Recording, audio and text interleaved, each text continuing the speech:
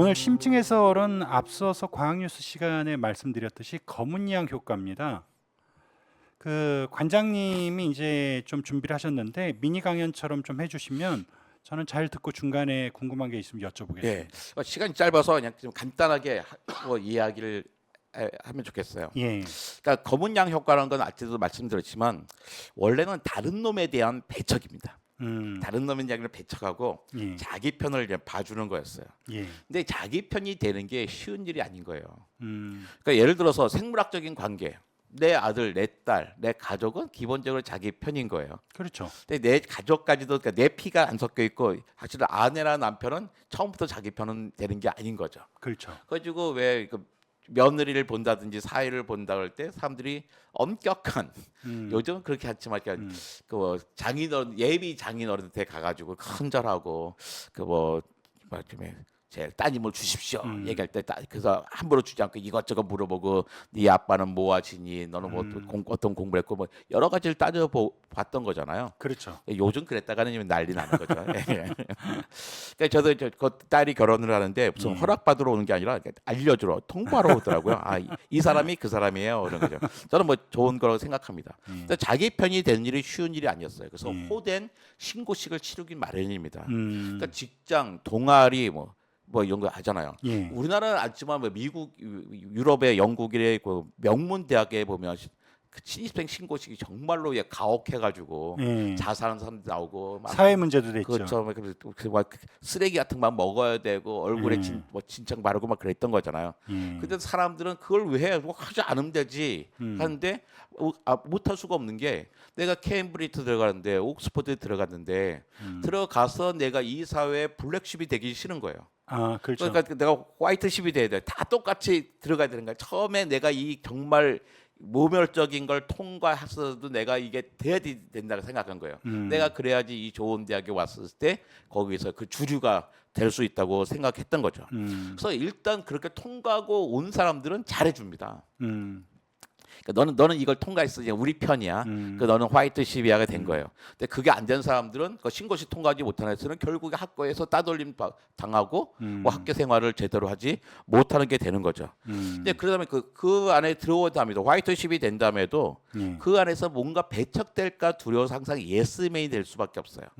우리 뭐 하자, 무슨 뭐 하자. 옛날 같은 뭐 나쁜 짓들 많이 했단 말이에요. 대학생들이 계속 뭐 하버드 같은 데도 여학생 기숙사 뭐 습격 사건 이런 거 많이 하고 그러잖아요. 그 합리적인 사람이 그렇게 그건 거의 범죄 활동인데 왜 우리가 왜 해? 야, 근데 너가 하버드 법대 출신인데 감히 우리 여기서 우리 전통의 걸 안 한다고? 그럼 넌 여기서 블랙십이 되는 거예요. 그럼 어떻게 이 사람이 하버드 법대를 나오고서 변호사가 된 다음에도 거기서 네트워크를 만드는데 되게 어려웠던 거죠. 근데 이런 게 이제 그전까지 우리가 알고 있던 블랙십, 화이트십의 이야기였는데 이번 연구에서 보니까 최근 들어 사람들이 많이 바뀌기도 했던 걸 수도 있는데, 알고 보니 비도덕적인 행동을 할 경우 오히려 자기 집단 사람을 더 블랙십 취급을 한다는 거예요. 그러니까 딴 집 아이들이 사고 치면 우리도 그런 집 많이 하잖아. 아유, 애가 그럴 수도 있지 뭘. 아이고 크게 될 놈이네라고 얘기해 준단 말이에요. 그런데 근데 우리 집 애가 그러면 아주 골칫덩이라고 생각을 하는 거예요. 그러니까 애가 갑자기 학교에서 땡땡이를 쳤다든지 숙제를 안 해갔다든지 성적이 나빠다 그러면 애들은 남의 집 애들은 다 격려해줘. 애가 그러면서 크는 거지 뭘 그래. 근데 우리 집 애들 그러면 남의 집에 관점에서 우리 집에는 아주 가혹하게 블랙십 취급을 하는 경우가 많다는 겁니다. 근데 실제로 이제 그런 경우가 좀 많이 있는 것 같아요. 아까 말씀드렸던 게 피스메이커 같은 것들이 삼는 거죠, 블랙십을. 예, 그게 저도 처음에는 피스메이커 과정 그러면은 그러니까 평화를 만드는 사람이 되자고 한 얘기인 줄 아는데 그걸 공부를 해보니까 그게 아닌 거예요. 많은 경우에 희생양을 피스메이커라고 하는 겁니다. 그러니까 자기 책임을 회피하는 거예요. 회사에서도 저놈이 들어왔더니 아주 저놈이 미꾸라 같은 놈이 하나 있어가지고 우리 분위기 엉망진창했어요. 우리 회식에 아무도 안 빠져있잖아. 우리 과장이 가자면 다 가는 거였잖아. 자기는 뭐 딴 데 이래저래 빠지고 저렇게 빠진다는 거예요. 근데 업무하고는 아무 상관없는데 우리하고 하는 문화가 다르다는 이유로 블랙십이라고, 저는 따로 생각하는 거예요. 우리가 흔히 얘기하는 이제 욕바지, 동네북 뭐 그런 그런 거가 겁니다. 이제 예. 비슷한 그렇죠. 거겠네요. 근데 실제로 어떤 그 부서에서 문제가 생겼어요. 예. 근데 그 문제가 생겼을 때 그 사람이 문제를 일으킨 게 아닌데 아. 다른 사람들의 문제고 모두의 책임인데 이제 그 사람을 이 갈등을 해결하고 싶은 거예요.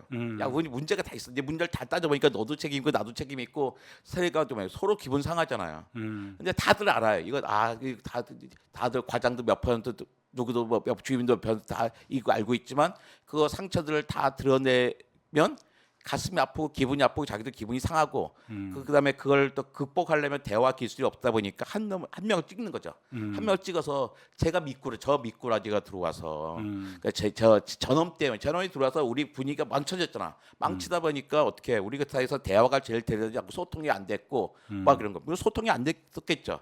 소통이 안 됐던 이유를 전혀 상관없는 한 명을 딱 집어서 정한다는 겁니다. 그 피스메이커로 정하고 이제 블랙십으로 정한다는 거죠. 근데 블랙십에는요 분명히 장점과 단점이 있습니다.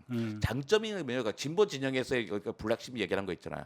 너 왜 갑자기 저 사람들이 위장 취업하는 건 말이 되지만 야 우리가 위장 취업했다는 게 뭐야 위장 취업이 아니야. 위장 취업은 좋은 거였죠 옛날에. 위장 전입을 했던 게 문제지만 야 너가 우리가 위장 전입을 했다고? 야 너가 코인에 투자를 했다고?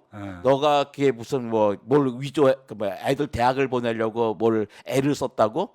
이런 거에도 사실은 모든 사람들이 다 하는 일들인데 대부분의 사람들이 많이 하고 거기에서 가책을 별로 느끼지 않고 자기 집 아파트 값이 오르기를 다 바라고 있지만 근데 그중에 누군가 그 아파트 값이 많이 올랐다. 강남에 아파트를 갖고 있다는 이유로 그 사람을 약간 블랙십으로 좀 만들려고 하는 거죠. 이게 잘 나갈 땐 문제가 없어요. 예를 들어 진보진영이 잘 나가면요. 그냥 거기에 문제도 되지 않습니다. 근데 뭔가 어려움에 취할 때 되면 어떻게 해요? 한 명한테 그걸 떠넘기는 거예요. 너 때문이야. 너 때문이야. 우리는 이거 잘 하고 있는데 이 와중에 다른데 네가 이런 도덕적인 문제가 있으니까 우리가 이렇게 그 공경에 취해 있잖아. 근데 사실은 그 사람들이 우리가 블랙십이라고 정한 진보 중에 그 블랙십은 저쪽 진영이라고 비교해 보면 평균 이상으로 훌륭한 사람에도 불구하고 또 가혹하게 하죠. 근데 그것을 오히려 그럼 저쪽 진영에서 그 우리도 쟤네가 저래 우리도 조심해야지가 아니라 오히려 터무니없는 공격을 계속 받게 되는 거예요. 그래서 집단 내 허물을 계속 하고 있는 거죠. 그래서 이런 거에 대해서 이제 우리가 좀 반성도 하고 좀 축소해야 될 부분이 있는 게 아닌가라는 생각도 합니다. 그러니까 우리가 좀 적절해야 되는 거예요. 그러니까 블랙십 할 때 어디 가나 블랙십이 필요해요. 블랙십 필요한데 그 블랙십 어떤 때 장점하냐면 노 예스맨이 아니라는 거죠. 그러니까 항상 우리 면은 우리 이렇게 전통이 이런 거였잖아. 그렇다고 화이트 십은 다 그렇게 그래. 근데 블랙십의 장점이 뭐냐면 남들 다 예스 할 때 노라고 하는 사람이 있어야 되는 거예요. 그렇죠. 근데 그건 좋은 점인데 도덕적으로 좀 달라졌을 때 우리가 가혹할 수 있는 거잖아요. 비판할 수 있는데 그 비판 이런 것이 그들을 가르치고 그들을 좀 회개시키고 같이 발전하자는 게 아니라 누구에게 피스메이커로 떠넘겨서 자기 책임을 덜려고 하면 되는 게 아니란 거죠. 또 블랙십과 화이트십이 유전적 차이도 있는 것도 아니에요. 그러니까 보통 우리가 알기로는 검은 양은 열성입니다. 검은색 탱크는. 그러니까 똑같이 하더라도 3대 1로 나온다는 일이 수밖에 없어요. 똑같이 있다 하더라도 스몰 하더라도. 근데 요즘에 일본 과학자들은 열성, 우성을 표현하지 않고 현성과 잠성이라고 표현하거든요. 잠성은 잠재되어 있는 유전적 형질이고 현성은 바깥으로 드러난다는 거예요.